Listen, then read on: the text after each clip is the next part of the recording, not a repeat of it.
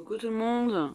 Alors voilà, dans cette vidéo qui sera pas drôle pour une fois, je vais vous raconter ce qui s'est un petit peu passé lors de mon accouchement il y a maintenant bientôt 2 mois, parce que c'est vrai que j'ai commencé à parler d'erreurs médicales dans certaines de mes publications. Alors en fait, je suis arrivée en salle de naissance un dimanche. Tout s'est très bien passé en salle de naissance avec une équipe au top. Je ne nommerai personne, ni l'hôpital, ni les personnes présentes ce jour-là, bien entendu, étant donné ce qu'il en est. Donc en salle de naissance, parfait, malgré 28 heures de travail sans péridurale. Et un accouchement de rêve, j'aurais pas pu imaginer mieux. En salle de maternité, on a travaillé sur l'allaitement.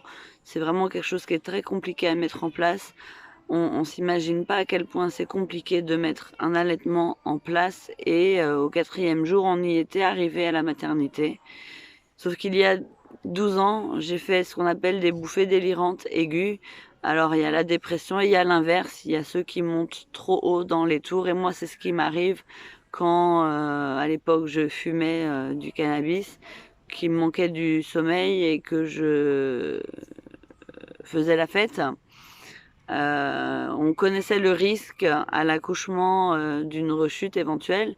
Avec mon conjoint en maternité au 4e jour, on a mis le doigt dessus et on avait mis en place un protocole qui me permettait de dormir, parce que j'avais 1 heure et demie de sommeil dans les pattes seulement en 4 jours depuis mon accouchement, où avant, pendant 34 heures de travail, je n'ai dormi que 6 heures sous péridurale, voilà, en courant avec des coupures toutes les heures, car on venait surveiller si tout allait bien.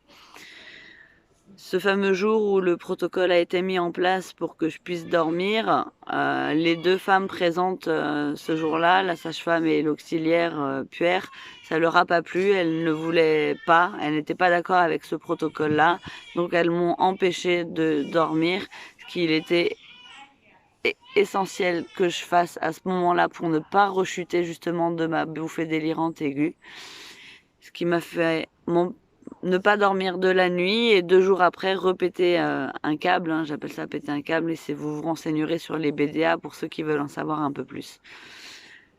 Suite à ça, je me termine à l'hôpital psychiatrique, hein, donc à cause de tout ça, et je regagne un traitement pour plusieurs mois alors que j'avais réussi à l'arrêter.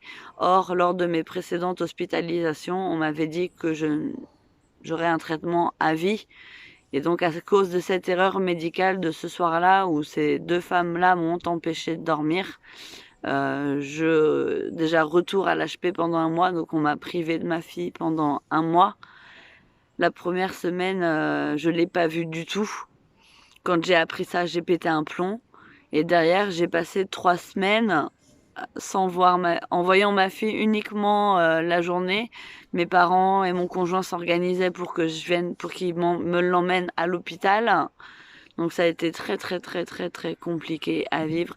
Je suis quelqu'un qui positive, et du coup j'ai positivé l'ensemble, mais j'oublie pas, et cette erreur elle est gravée à vie dans ma tête, et j'espère qu'il y aura réparation.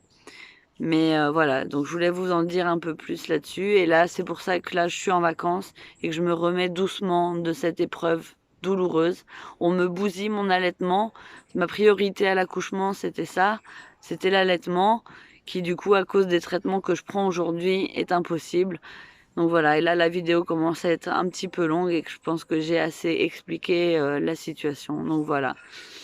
Je vais revenir plus en forme. D'ailleurs, je suis déjà un peu plus en forme, mais j'oublie pas. J'oublie pas, j'oublie pas, j'oublie pas. Et dès que je suis rentrée chez moi, je m'occupe de ça. À bientôt les amis. Je vous kiffe et merci à tous ceux qui me suivent.